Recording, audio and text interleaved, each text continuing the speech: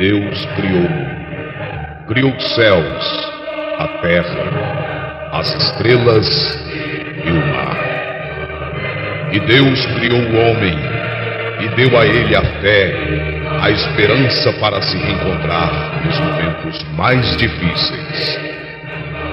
E para levar Deus até você, aqui está o pregador da fé, Pastor Osmar Rodrigues Costa, e com suas mensagens, extraídas do âmago de sua alma, nos traz fé para a nação.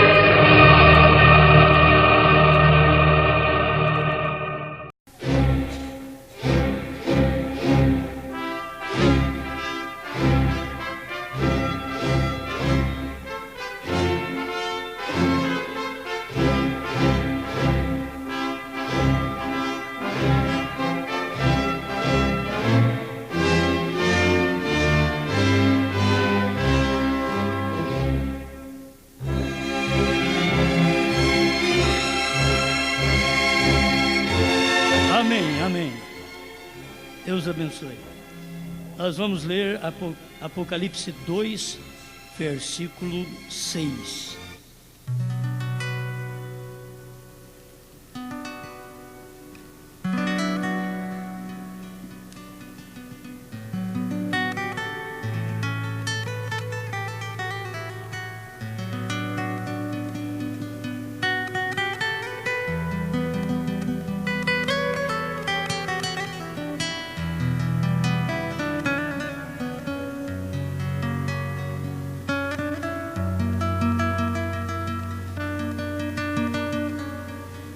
Tens, porém, isto, que aborreces as obras dos nicolaítas, as quais eu também aborreço.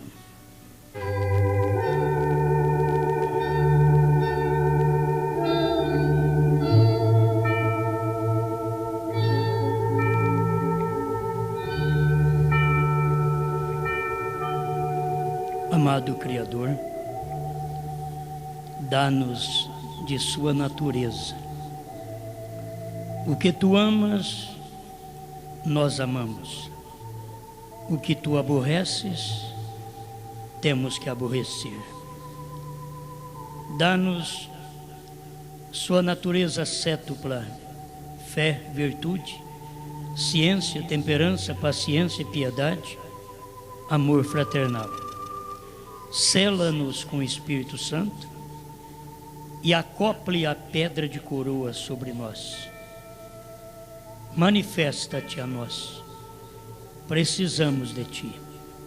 Em nome do Senhor Jesus Cristo, aquele que vive e reina por todo sempre. Amém, Senhor. Amém. Pode sentar, irmãos.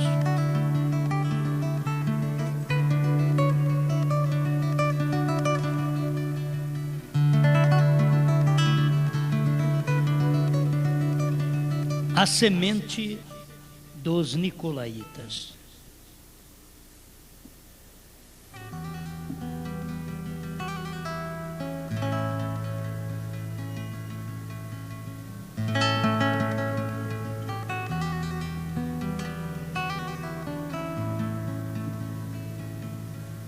Nós vamos meditar um pouquinho sobre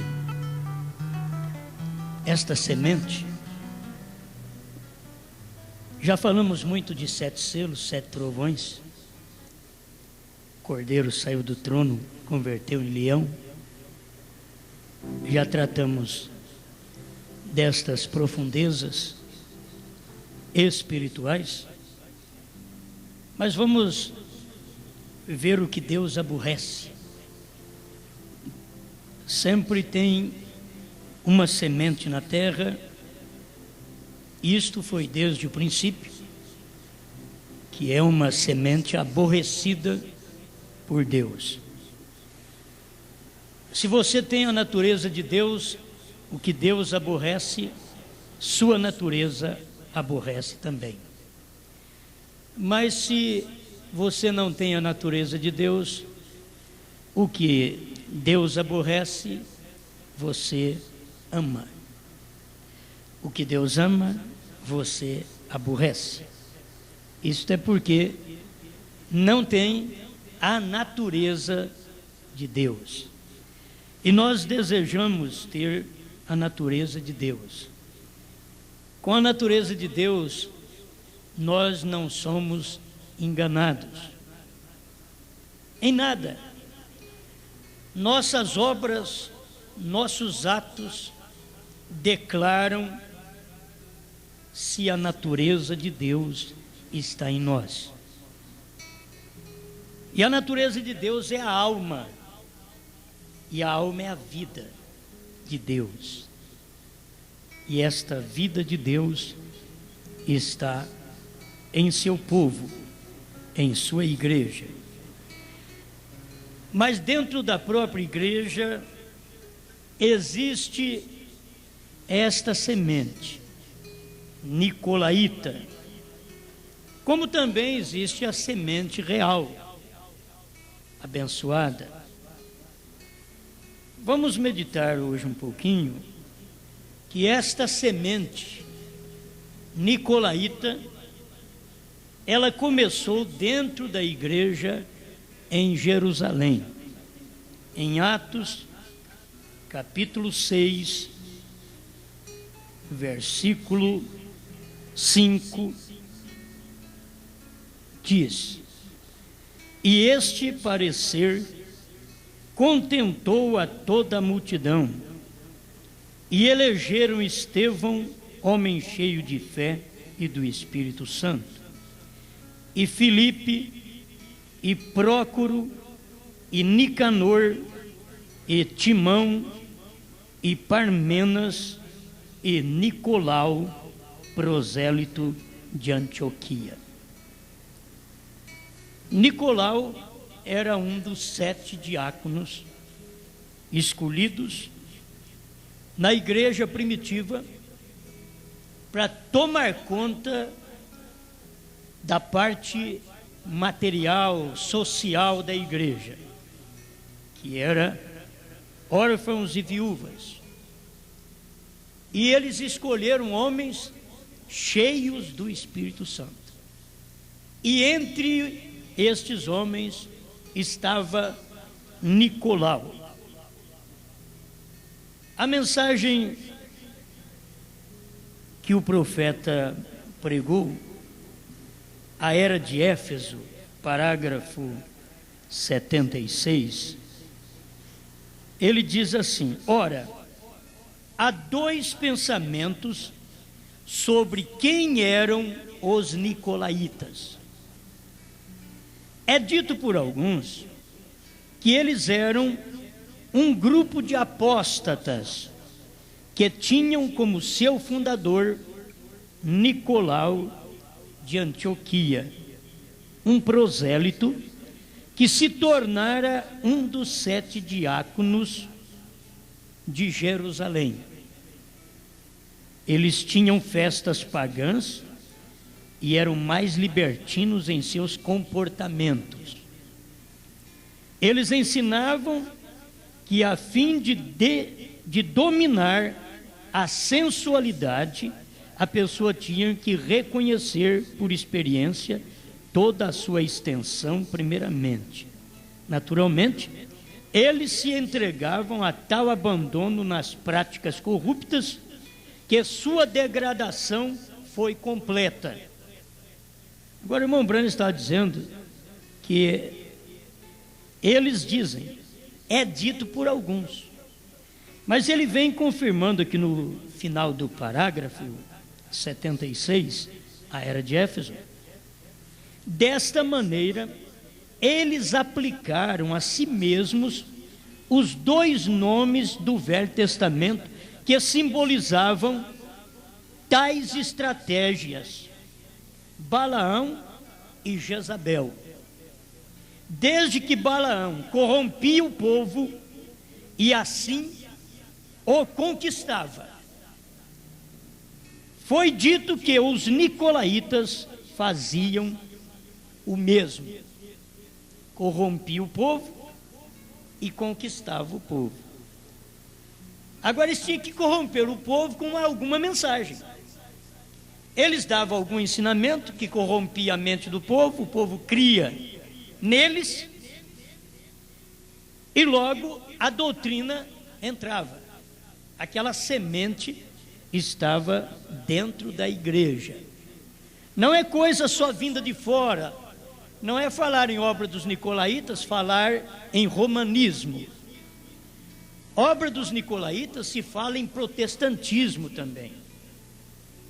Fala no povo wesleyano. Obra dos nicolaítas veio fortemente no povo pentecostal. Eles corromperam a mente do povo com aquela crença que eles tinham, com a libertinagem de sua crença, de suas maneiras, e depois aplicavam aquilo como doutrina. Isto foi o que aconteceu. Então, desde que Balaão corrompia o povo e assim o conquistava, foi dito que os nicolaítas faziam o mesmo. Este grupo, presumidamente, fora expulso de Éfeso. E quando você pensa que ele foi expulso, ele não encontra mais lugar, mas é como um demônio. Um demônio, ele é expulso, mas ele anda por lugares áridos, diz o Senhor Jesus, procurando onde entrar. Ele não encontra, ele volta e vê a casa de onde ele foi expulso, está adornada e está vazia. E Jesus diz que aquele demônio entra ali com 7 espíritos piores, e o estado daquela pessoa se torna pior do que o princípio, do que o primeiro estado. Porque se tinha um demônio, agora tem 7. Então, este grupo, presumidamente, foi expulso de Éfeso. E Éfeso significa almejado e relaxado, tem um duplo significado. Almejado e relaxado. Começou muito bem e logo abandonou o primeiro amor, se tornou relaxado, relapso. E tornando relaxado, Deus veio à era de Éfeso e diz para eles voltarem, arrependerem e voltarem às práticas das primeiras obras. Senão brevemente virei contra ti e moverei o teu castiçal. Tirarei a era e colocarei Esmirna no lugar. E aí você não terá tempo de arrependimento mais. Isto é a hora terrível, quando Deus tira o castiçal, tira o período de era, venceu o período de Éfeso, almejado e relaxado, e logo entrou a era Esmirna, que quer dizer amargura. Mas na verdade é assim, quando o amor se torna relaxado, ele é amargo. Vocês vão sentindo assim algum sabor. O amor é bom, mas quando ele se torna de lado, é colocado a um lado, então ele se torna amargo depois. Aquilo que era amor se torna em ódio. Aquilo que era doce se torna em amargura. Aquele rapaz que era uma bênção, porque ele começou como Éfeso, almejado por você, mas logo em seguida abandonou o primeiro amor, ele se tornou relaxado, e aí entra a amargura do casamento, a amargura da vida cristã. Mudou de era, tirou o castiçal, puxou o castiçal da primeira era e colocou o da segunda. E você pensa que vai melhorar? Não, vai simplesmente mostrar a natureza daquilo que você almejou e relaxou sobre o almejado. Então vem uma hora amarga. E é isso, vem na vida cristã, no casamento, no trabalho secular. Se você entra e o patrão te almejou, um bom empregado, depois você tem uma dupla personalidade, relaxado. O que você espera? Amargura, rua, ser despedido. Então Deus moveu o castiçal, moveu a era da igreja, tirou a era de Éfeso e pôs de Esmirna, porque aquele que começou como almejado relaxou, tornou um relapso daquele amor, não voltou à prática daquele primeiro amor, então entrou em seguida a era que demonstrou o que prosseguia. Só podia ser amargura na vida do crente, amargura no casamento. Amém? É bom ficar tudo quietinho assim, né? Como que está a sua casa? Almejado? Como o amor está na nossa vida? Almejado ou relaxado? E se o amor que começou foi desejado, que é almejado, e logo se relaxou, não espere outra coisa senão amargura nesse casamento.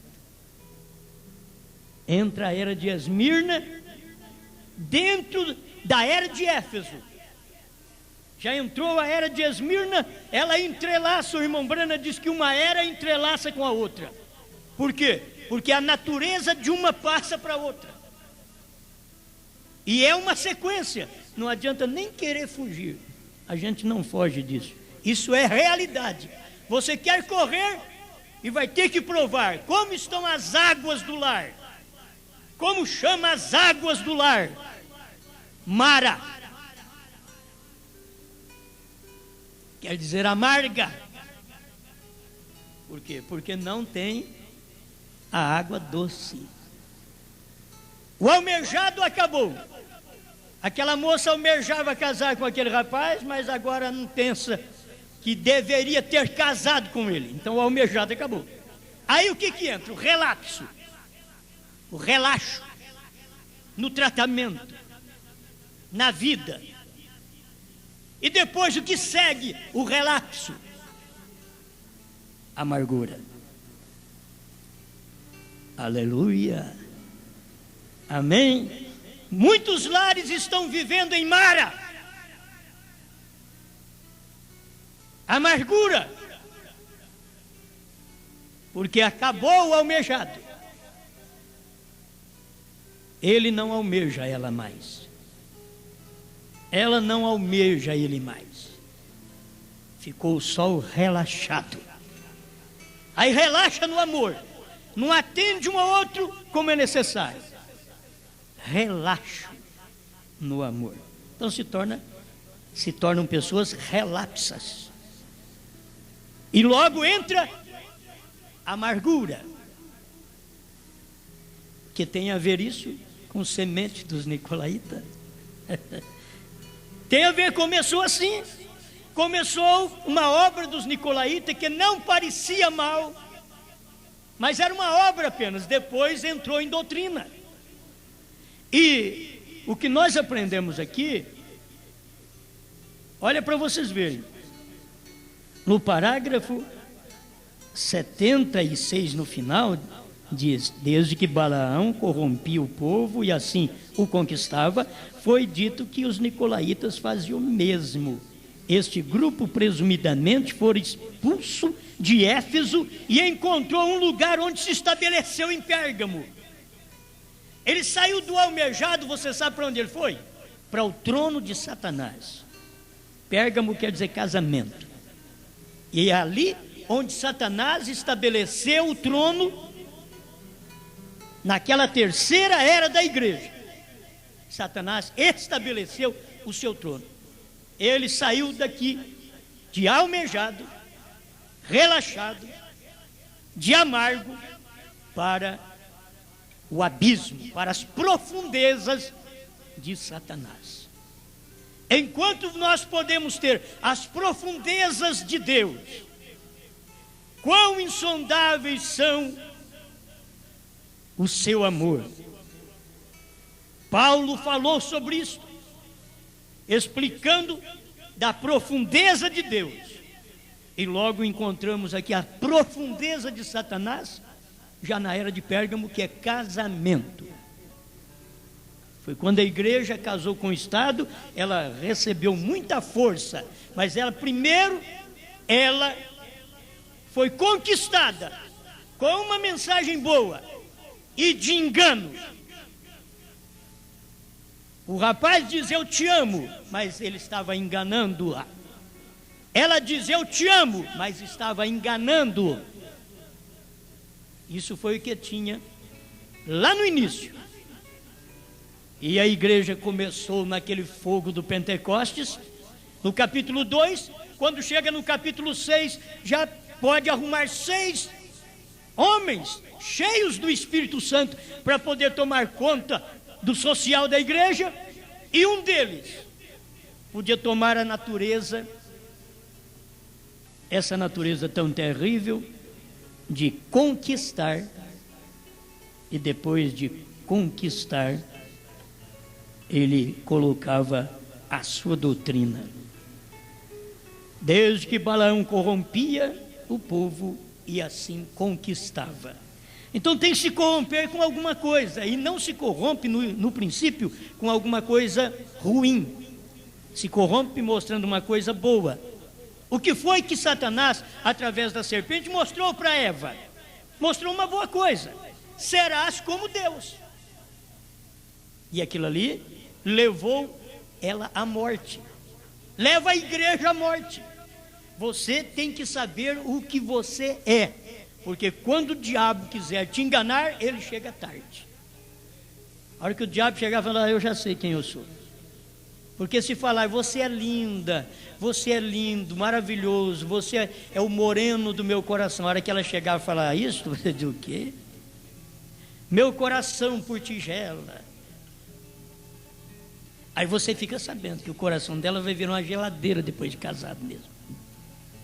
Uma geladeira, meu coração por tigela. Essa é a verdade, e não adianta querer fugir. E assim foi com a igreja. Começa bem, é como um crente novo, ele chega, ele quer vir na igreja terça, quinta, sábado, domingo, ele não quer perder. O crente velho já tornou relaxado. Ele vem o dia que dá na cabeça, o dia que ele quiser. E se falar com ele, diz, ó, quem manda em mim sou eu. Ele já é relaxado. E depois de um tempo, esse crente é amargurado. Ele entrou em Esmirna. Mara entrou na vida dele, que são águas amargas. Muito bem. Vamos mais um pouquinho ver essa semente nicolaíta. Irmão Brana continua aqui no parágrafo 77. Eu não vou ler tudo porque é muita coisa, vocês lêem em casa, por favor. Tem muita coisa para ler em casa. Que esta tradição é verdadeiramente contra a Escritura. Note tão somente Apocalipse 2:2. A igreja de Éfeso não podia suportar os maus. Eles então tiveram que expulsá-los. Ora, no verso 6 diz que eles odiavam suas obras. Desta maneira, este grupo dos nicolaítas continuou como uma parte da primeira dispensação, praticando suas obras. As obras eram odiadas, mas o povo não se tornou impotente. As obras eram odiadas, as obras dos nicolaítas eram odiadas por Deus, mas o povo não se tornou impotente. Mesmo tendo essas obras odiadas, eles se tornaram uma força, uma potência, que não morreu na primeira era.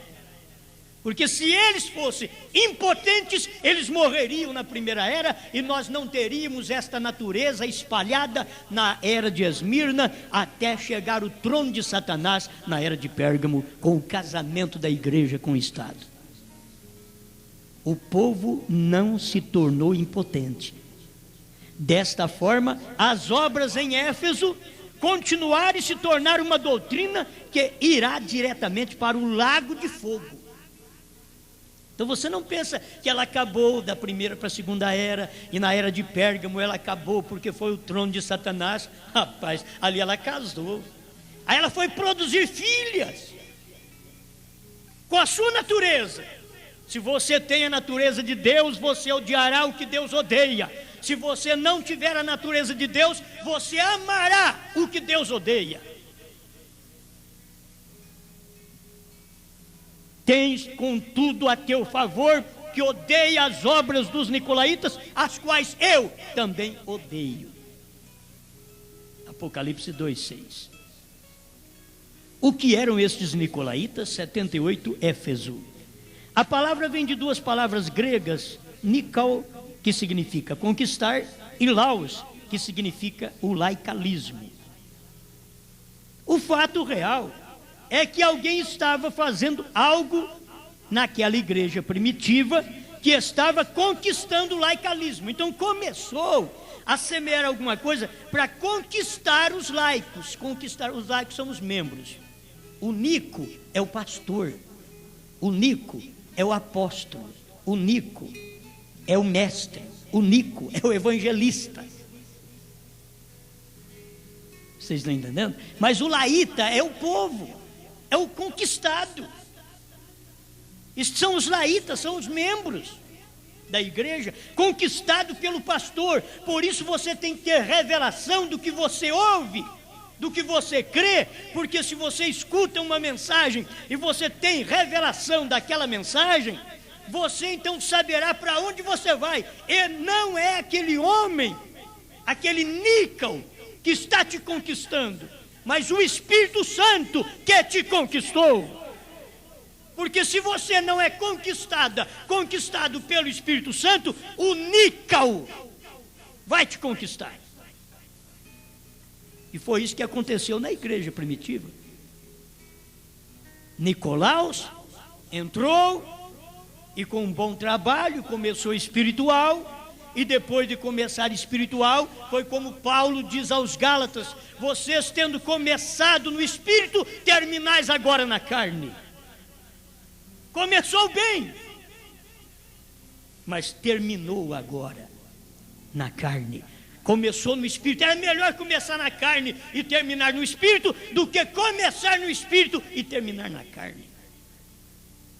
Quantas pessoas vêm para a igreja e elas vêm com a veste vulgar, atos vulgar, natureza vulgar, mas elas começam e vão se aperfeiçoando e vão chegando da carne, da vulgaridade ao Espírito Santo. É aquela bênção. Mas quantos vêm para a igreja dizendo: eu sou crente, eu sou evangélico, eu sou de Deus, eu creio no profeta, eu sou batizado em nome do Senhor Jesus Cristo. Começou no Espírito, falando no Espírito, e passa um tempo, você olha para os atos daquela pessoa, está terminando na carne. Por isso, irmão Brana sujeitou aquela jovenzinha tocar piano no tabernáculo Brana. No início, quando ele a viu daquele jeito, sabia que ela ia mudar de vida.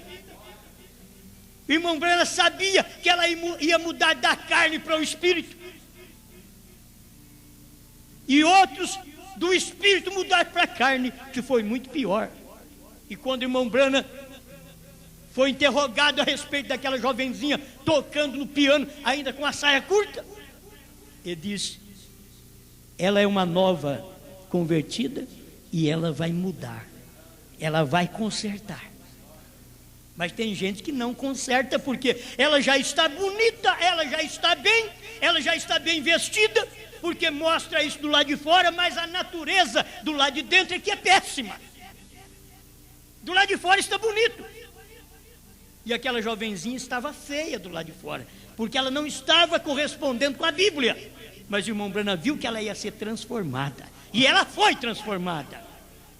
É como o caso daquele homem que Irmão Branham foi e buscou uma carteira de cigarro para ele. O que eu não faria, irmão Branham fez. E quem estava certo era o irmão Branham. Porque Deus mostrou para o irmão Branham: ele não fumará mais depois desta. Oh, meus irmãos, se fosse eu já diria para aquele irmão: eu buscar cigarro para você? Você é bobo, vai você. Manda seu parente, manda sua esposa. Agora, irmão Branham foi, levou para ele. Vocês lembram a mensagem que está? O filtro do homem que pensa, senão as águias de Deus, parece que as cisternas rotas. Vou dar um monte de mensagem que vocês vão ler. O crítico vai ler, deixa eu ver se eu acho isso. Certo? Mas vocês que conhecem a mensagem do profeta sabem que o irmão Branham fez isso. Agora, aquele irmão mudou de vida. É muito melhor começar no amargo e passar para o almejado do que começar no almejado e passar para o amargo. Então, ele começou de um jeito, mas passou. Ele começou no amargo, mas ele foi mudando a vida, mudando. Ele largou de fumar e dali para frente foi uma verdadeira bênção. Então, guarde bem: se você tem a natureza de Deus, você amará o que Deus ama. Se você tem a natureza de Deus, você odiará as obras dos nicolaítas que Deus odeia. Se você não tem a natureza de Deus, você amará o que Deus aborrece. Porque você não tem a natureza de Deus.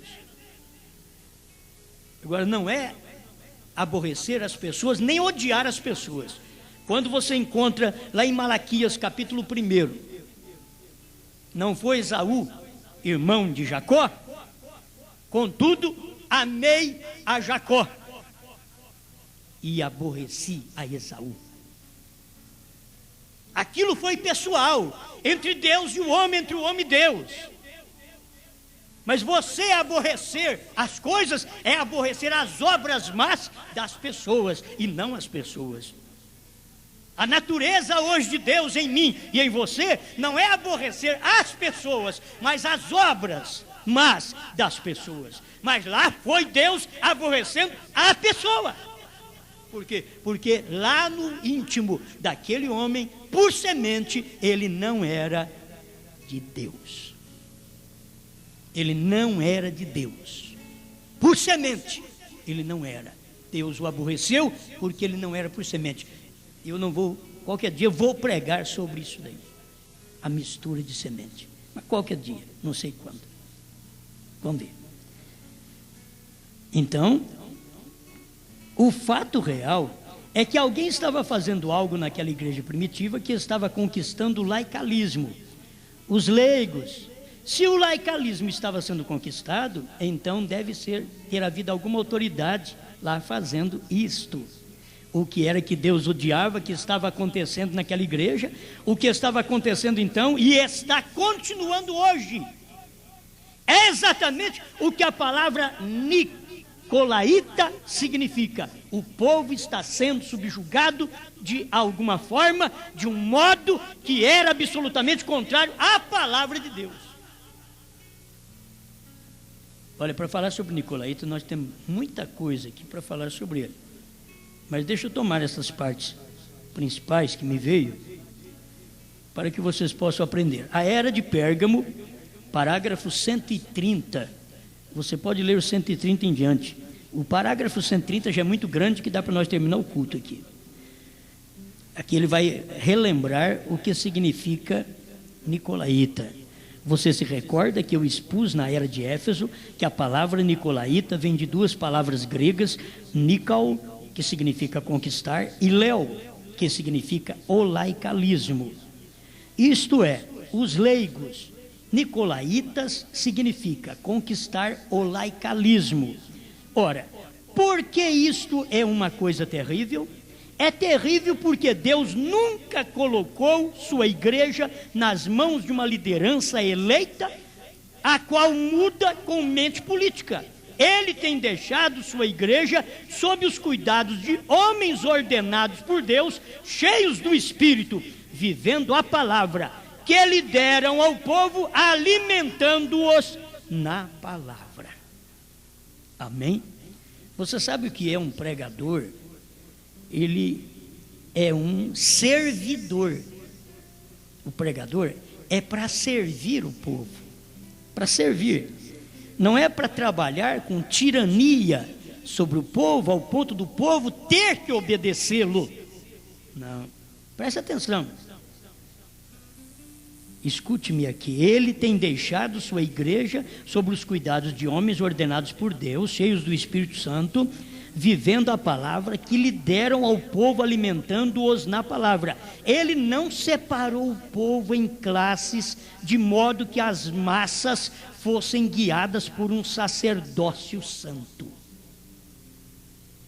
Porque a questão é de pensar, olha, essas massas, muita gente é dominada por um sacerdócio santo, por um homem santo. Ele diz, não, é verdade que a liderança deve ser santa, mas igualmente o deve ser toda a congregação. Além disso, não há nenhum lugar na palavra onde sacerdotes ou ministros ou tal mediador entre Deus e os homens, nem existe um lugar onde eles sejam separados na adoração ao Senhor. Olha o problema aqui. Porque o homem se torna separado na adoração e que ele é o manda-chuva. Ele falou, acabou. Ele quem manda. Escute como o profeta ensina: Deus quer que todos o amem e o sirvam juntos, sem ter diferença de pastor, profeta, apóstolo, evangelista e mestre. Se vocês notarem em alguma foto, em alguma filmagem do irmão Brana, olha, o irmão do irmão Brana tirava o irmão Brana da reunião e levava para o carro como para protegê-lo da massa humana, que era muita gente. E se deixasse por conta do irmão Brana, quantas vezes ele parava, fazia o seu irmão pará-lo, deixá-lo quieto para ele atender uma pessoa, porque ele sentiu o prazer de servir os outros, de servir as pessoas. Quando disser para o irmão Brana, como nós te trataremos? De profeta, de reverendo? Ele diz, eu sou seu irmão, chame-me de irmão. E logo numa outra mensagem, irmão Brana vem e diz que os títulos são os homens que colocam, mas que lá no princípio Deus os chamava de irmão Pedro, irmão Paulo e assim por diante, irmão Timóteo. Eram chamados de irmãos. E parece que é perguntas e respostas sobre Gênesis, que ele fala sobre isto. Eles eram chamados de irmãos. Não era um título que sobressaía para o povo reverenciar ou para o povo temer. Não, aquele homem tinha um ofício de pastor, tem um ofício de apóstolo, tem um ofício profético, tem um ofício de evangelista, tem um ofício de mestre. Mas atrás de tudo isso, você tem que saber que está o homem, é um mortal. Ele não pode querer ser mais do que alguém, querer ser alguém na congregação. Porque Deus não o respeita desta maneira. Ele é igual a qualquer membro. Um pastor, um servidor do povo, ele é igual aos outros. E ele ainda foi posto para servir. E quantas vezes é o povo que serve o pastor, ao invés do pastor servir o povo? É o povo que serve a família do pastor, ao invés da família do pastor servir o povo. Quantas vezes? Deixa mais um pouquinho, porque eu gosto disso daqui. E quando vem em mim, na minha família, ministério, eu gosto de apanhar junto. Deus quer que todos o amem e o sirvam juntos. O nicolaísmo destrói estes espíritos. Me perdoe. O nicolaísmo destrói estes princípios. E em contraposição, separa o ministro do povo. Olha o que o nicolaísmo faz. Faz do ministro grande e do povo pequeno. Então separa o ministro do povo. Aí o povo começa a idolatrar o ministro. E é errado. O nicolaísmo destrói estes princípios. Isso não quer dizer que você não vai ter respeito, que por falta de respeito muitos morreram durante o período do Velho Testamento, morreram no Novo Testamento, por falta de respeito muitos morreram durante as eras, por falta de respeito muitos morreram nos dias do irmão Brana. Falta de respeito ao ministério, por falta de respeito ao pastor local, muitos morrem espiritualmente. Você nunca encontra estes irmãos e estas irmãs mais firmes, avivados, cheios do Espírito, porque morreram desde que desrespeitaram. Foi por isso que o profeta ainda pregou respeito. Agora não é porque o marido é o cabeça de casa, ele tem que respeitar também o lar, respeitar a esposa, respeitar os filhos. Se não der, eu vou 1 hora, viu, irmão? Da outra vez, porque hoje é ensinamento. Amém, amém, irmãos? Estão entendendo? O nicolaísmo destrói esses princípios e, em contraposição, separa o ministro do povo e faz dos líderes senhores sobre o povo ao invés de servos. O nicolaísmo apresenta o pregador acima da igreja e faz do pregador líder. Eles são líderes e o povo são servos. E o pregador é um líder, é um senhor. E o irmão Brana diz que isso daqui é obra dos nicolaítas, é uma semente dos nicolaítas. É semente dos nicolaítas isso daqui. Vou repetir: o nicolaísmo destrói estes princípios e, em contraposição, separa os ministros do povo e faz dos líderes senhores sobre o povo ao invés de servos. Olha, eu sei que nós mesmos pregadores podemos não gostar, mas esta é a verdade. É melhor deixar o povo ouvir a verdade do que nós encontrarmos com esta verdade no dia do juízo e sermos julgados por ela. É melhor que o povo saiba de seus direitos.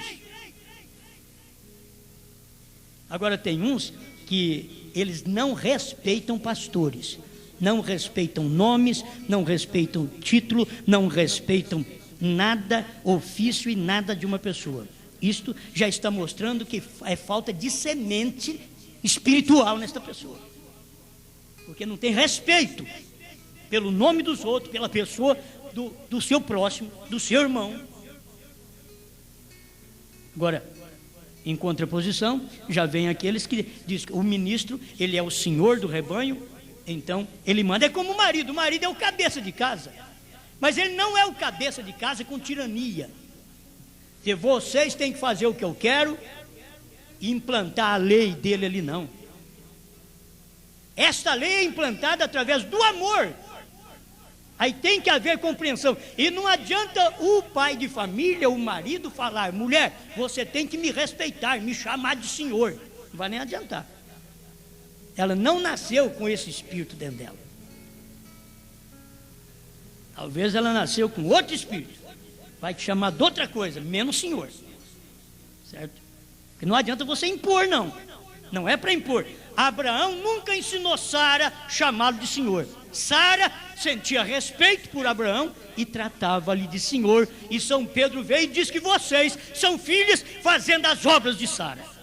E se vocês não fazem as obras de Sara, é porque não sois filhas de Sara. E se não são filhas de Sara, não tem a natureza de Deus em você, a natureza da igreja verdadeira. Porque Sara aponta para uma igreja verdadeira que tem a natureza que chama seu marido Senhor, e a igreja chama Cristo de Senhor pelo Espírito Santo que está nela. Sem nenhuma imposição. Jesus nunca veio a mim e disse: você tem que me tratar bem. Não, você trata Jesus bem porque você o ama. Você sabe que sem Ele você não vive. Amém? A questão hoje, a falta de bom tratamento, é que se vive sem a outra pessoa.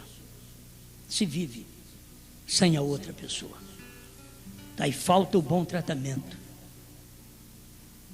mas se conscientizasse os tipos bíblicos, o que é o marido, o que é a esposa, o que é a igreja, o que é Cristo, então nós trataríamos bem um ao outro e respeitaríamos cada um no seu devido lugar, na sua posição. Senão teríamos uma obra e uma semente dos nicolaítas dentro da nossa vida, dentro do nosso lar, dentro da nossa igreja. Mas graças a Deus que entre nós não tem esse perigo aqui, ó. Vou repetir outra vez? O nicolaísmo destrói estes princípios e, em contraposição, separa o ministro do povo, porque o princípio é de estar o ministro junto com o povo, é de não haver separação. Não há adoração melhor de ministros do que de igreja, não há adoração melhor de reverendos, de pastores, do que de igreja. São tudo igual, tanto o pastor quanto a igreja. E para que a igreja fique mais servida ainda, ela tem que saber que esse ministro, a qual ela tem, que ele ministra a palavra, e ela por sua vez ajuda este ministro através dos seus dízimos. Mas este ministro não tem autoridade sobre ela, como a dizer: Deus vai ouvir a minha oração a seu favor. Esse ministro tem que fazer como William Branham fez, levar a igreja a receber poder igual. Você, eu e Deus. Nós fazemos uma pirâmide aqui, eu, você e Deus. Formamos uma pirâmide para que Deus possa nos abençoar. Ministro igual congregação, congregação igual ministro. Subimos igual a Deus. Eu e o Pai somos um. Aí pode descer a bênção, o poder de Deus sobre nós. Amém? Aleluia. Ora, esta doutrina verdadeiramente começou como uma obra na primeira era. Parece que o problema estava em duas palavras: anciãos, que é presbíteros, supervisores, bispos. Ancião e bispos.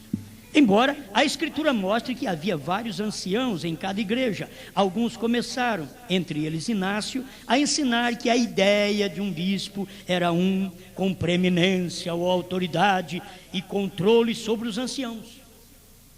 Já essa ideia do Inácio já estava errada. Ora, a verdade da matéria é que a palavra ancião significa quem a pessoa é, quer dizer, uma pessoa idosa, que é ancião. Enquanto que a palavra bispo significa o ofício da mesma pessoa. Irmão Branham não separou o ancião do bispo. O irmão Branham está mostrando aqui o que é. O ancião é a idade cronológica, enquanto que bispo era ele em si, o seu ministério. Vamos aqui, significa a pessoa, enquanto que a palavra bispo significa o ofício da mesma pessoa. O ancião é o homem, bispo é o ofício do homem. Vocês estão me entendendo? Eu vou mostrar para vocês, eu sou o ancião. Agora, o ministério que está em mim é o bispo, que é o ofício que está nesse ancião aqui. O que é o bispo? É um pastor que tem a sua liderança local. Ancião sempre tem e terá a referência simplesmente à idade cronológica do homem no Senhor. Ele é um ancião, não porque seja eleito ou ordenado, etc., mas porque ele é mais velho, ele é mais maduro, treinado, não um noviço de confiança por causa da experiência cristã. Ele é um ancião de confiança por causa da experiência cristã. Amém? Agora, por favor, o ancião, ele tem que dar exemplo de ancião. E se ele é um ancião, ele tem cabelos brancos, ele é um ancião, ele está dando exemplo de ancião. Se ele é um ancião, ele não vai desrespeitar uma jovenzinha, ele não vai mexer com a irmã do outro, ele não vai mexer com a esposa do outro. Ele é um ancião. Deixa eu voltar aqui para você ver. Ele é um ancião não porque seja eleito ou ordenado, mas porque ele é mais velho, ele é mais maduro, treinado. Agora ele é mais maduro no ministério, treinado no ministério. não um noviço, mas um de confiança por causa da experiência cristã. E a experiência cristã, para um ancião, para um homem que é um ancião, ele tem um ofício de bispo nele, que é pastor local. Isso é tremendo para ele. E as pessoas olham para ele como uma pessoa de experiência cristã, que elas podem olhar e crer naquela pessoa, amar aquela pessoa, reconhecer o ofício daquele ancião, que é o bispado, que é a autoridade local. Amém? Vocês estão me entendendo? Mas não, os bispos não se prendem às epístolas de Paulo, mas ao invés disso, vão ao registro de Paulo do tempo que ele chamou os anciãos de Éfeso a Mileto. Em Atos 20, nos versículos 17, o relatório declara: os anciãos foram chamados, e depois no verso 28, eles são chamados bispos. Estes bispos, sem dúvida, de mentalidade política e ansiosos pelo poder, porque o problema está nisso. O problema está que o bispo fica ansioso pelo poder e com mentalidade política, quer dizer, governar sobre alguém, dominar sobre outro ministério. Então esse bispo está fora da Escritura. Você quer ver? Esses bispos, sem dúvida, de mentalidade política e ansiosos pelo poder, fecha aspas, insistiram que Paulo tivesse dado a significação de que supervisores eram supervisores ao ancião local, com capacidade oficial somente sobre sua própria igreja. Para eles, um bispo estava agora com sua autoridade estendida sobre muitos líderes locais. É o parágrafo 130 ainda da era de Pérgamo. Olha o que esse povo pensava, de que esse bispo, ele estava com autoridade sobre muitos líderes locais, e isso é semente dos nicolaítas. Colocar um homem, uma liderança, sobre um grupo de ministros no estado de São Paulo, ou no estado de qualquer estado do país, por um bispo, um supervisor sobre outros bispos. Isso aqui é semente dos nicolaítas, que veio da igreja primitiva e passou para a era de Esmirna e se tornou amargo, entrou na era de Pérgamo e se tornou o trono de Satanás. Olha o que Paulo diz aqui ainda. Para tal conceito, aqui é o irmão Brano agora que vai dizer que o que essas pessoas pensam de um bispo com autoridade estendida sobre líderes locais, tal conceito não era nem escriturístico, nem histórico. Porém, até mesmo um homem da estatura de Policarpo inclinou-se em direção a tal organização. Você sabe que Policarpo era para ser escolhido como mensageiro da segunda era da igreja. Mas só porque Policarpo teve esta pequena inclinação de bispo sobre alguns, Deus não pôde escolher Policarpo e escolheu Irineu. Irineu não teve este problema. É isso que o irmão Brano ensina. As pessoas na mensagem, elas vão muito bem, só que elas estão tendo domínio sobre outros ministérios. Do mesmo jeito que nós saímos das denominações e lá proibiram ouvir a mensagem, a mesma coisa é o mesmo espírito nicolaíta que está nas mensagens, no povo da mensagem da primeira e segunda etapa, proibindo o povo. Isto quem faz? São semente nicolaítas que estão dominando a mente do povo com alguma coisa almejada pelo povo, mas que já perdeu o primeiro amor, se tornou relapso, e agora é uma amargura na igreja ter o domínio da semente dos nicolaítas governando o povo, governando o laico. A igreja fica tão quietinha, ela é ovelha, ela escuta: nós temos que obedecer os nossos pastores, porque o irmão Brana diz: obedecei vossos pastores. Meus irmãos, o irmão Brana estava dizendo para nós obedecer os pastores que ficavam com a mensagem. Porque se eu não ficar com a mensagem, você não tem que me obedecer, não. qualquer pastor que não estiver com a revelação dos 7 trovões não deve ser obedecido, não, porque senão nós não podíamos ter saído das denominações para crer no profeta, porque lá nós tínhamos pastores também, e lá eles não usavam a mesma sagacidade. Paulo escreveu: obedecei vossos pastores, Hebreus 12. Amai vossos pastores. Paulo escreveu, mas eram pastores que criam como Paulo creu, batizava em nome de Jesus Cristo e dizia para a mulher ficar calada na igreja. Então aqui é para obedecer os pastores, mas que crê que o profeta veio e que o 7º anjo cumpriu o seu ministério e revelou o Apocalipse, e que os 7 trovões estão revelados. Você tem que obedecer pastores assim. Se pastores não obedecem à revelação que veio pelo anjo forte ao 7º anjo, então tais pastores não devem ser obedecidos. Como obedecer vossos pastores se os pastores não estão ensinando os princípios da mensagem do irmão Brana? Como obedecer, pastor? Como vocês vão me obedecer se eu venho e prego para vocês que o Cordeiro está no trono? Quando William Branham diz para revelar o selo, ele saiu do trono. Amém? Aleluia. Paciência, né, irmãos? Paciência. Então, tal conceito não era nem escriturístico nem histórico, porém até mesmo um homem da estatura de Policarpo inclinou-se em direção à tua organização. E é a mesma coisa no Brasil. Até homens da estatura do irmão fulano de tal inclinou para isso. Até homem da estatura do Beltrano, como Policarpo, inclinou para a organização.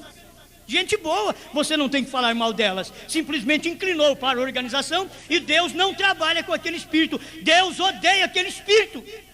E se você tem a natureza de Deus, você odiará a obra dos nicolaítas e saberá o que é a obra dos nicolaítas. Como odiar se não sabe o que é?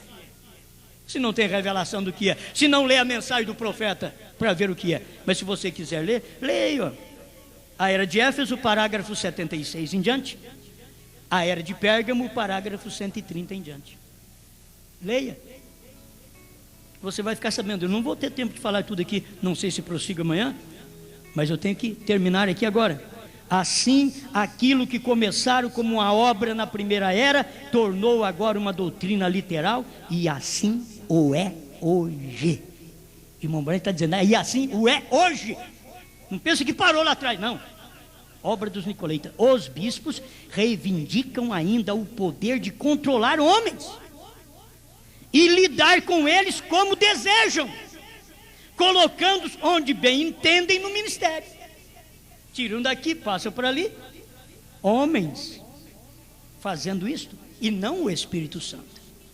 Isto nega a liderança do Espírito Santo, que diz: aparta-me a Paulo e a Barnabé para a obra que os tenho chamado. Isto é antipalavra e anticristo. Obra dos nicolaítas é antipalavra e anticristo.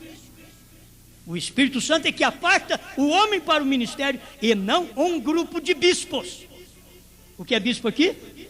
Esses bispos reivindicam ainda o poder de controlar homens.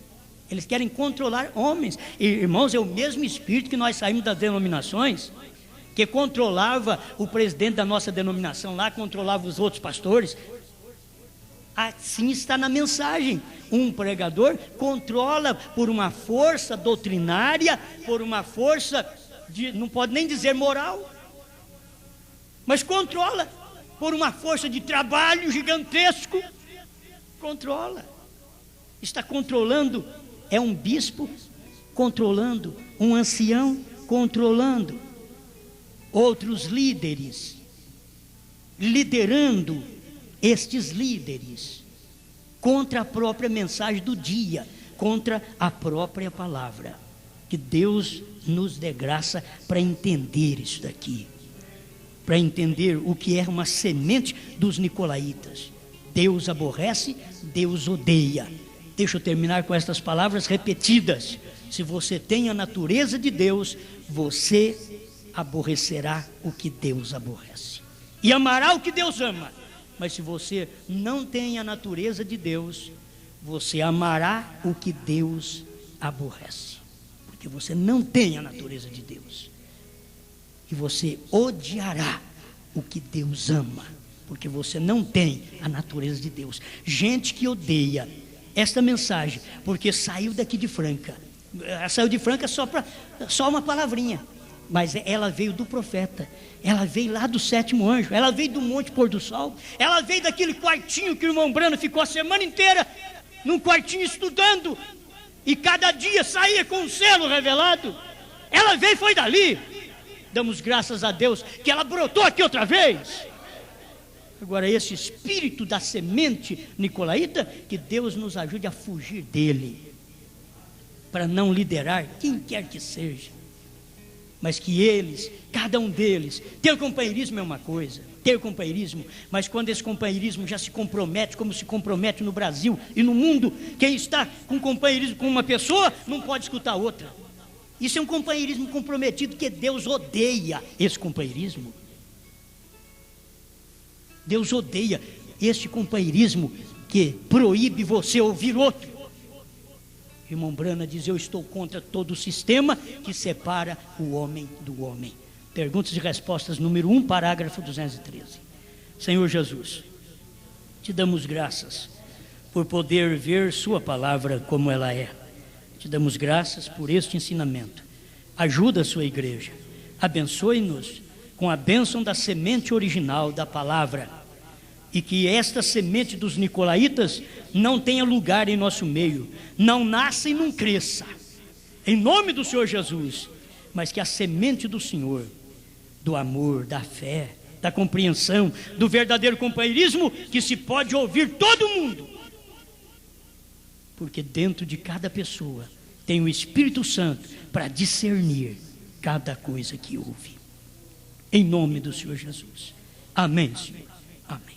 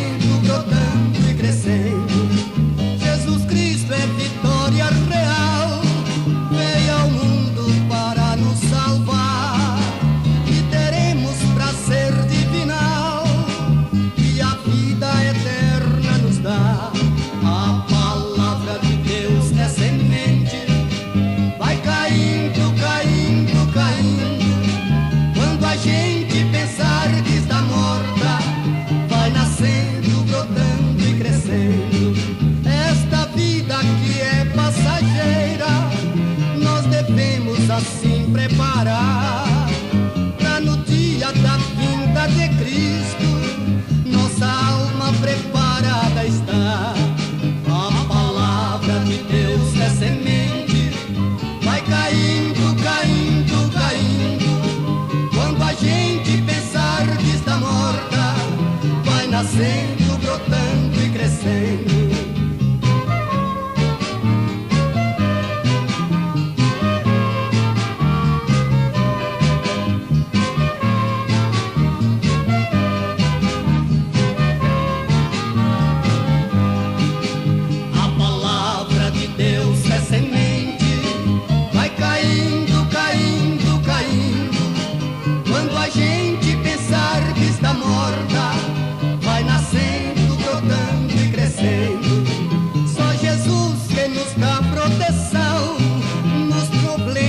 Nas lutas aqui, e nos leva à eterna mansão, igual a esta cidade eu não vi.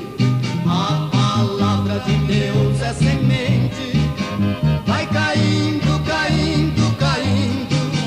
Quando a gente pensar que está morta, vai nascendo, brotando e crescendo.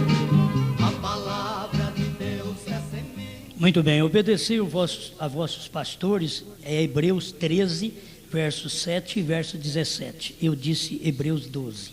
Hebreus 13, verso 7 e verso 17. Cada um deve obedecer o seu pastor dentro da palavra. Se o pastor não está com aquela mensagem que Paulo pregou, então como obedecê-lo? Não pode ficar com ele. Se o pastor não está com aquela mensagem que Deus revelou para o irmão Brana, dos 7 selos, dos 7 trovões, como obedecer? Certo? Então a gente precisa averiguar essas coisas e saber como obedecer. Não tem que falar mal de ninguém, apenas a obediência é para aqueles que sabem obedecer e que têm pastores de acordo com a própria palavra. Se o pastor não fala de acordo com a Bíblia, se não fala de acordo com a mensagem, como obedecê-lo? Tenho que largá-lo, tenho que deixá-lo. Isto é real. Amém? E Cristo Mistério de Deus Revelado, é parágrafo 35 em diante, né?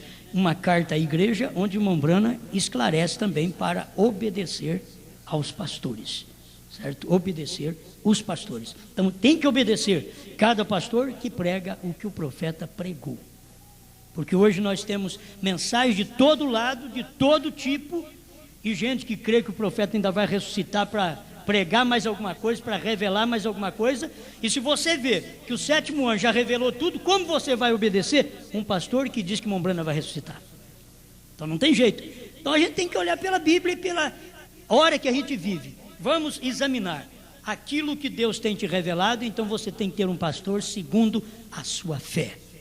Se a sua fé é mulher de usar calça esporte, cabelo cortado, salto alto, você tem que procurar uma igreja e um pastor desse jeito, porque existe. Agora, se for para procurar viver segundo a Bíblia, você vai ver que a própria Bíblia condena estas coisas. Então vamos procurar ter tanto igreja como pastores de acordo com a própria palavra de Deus. Se não falam a palavra, não são pastores da palavra, por isso não merece nossos respeitos. Amém. Deus te abençoe.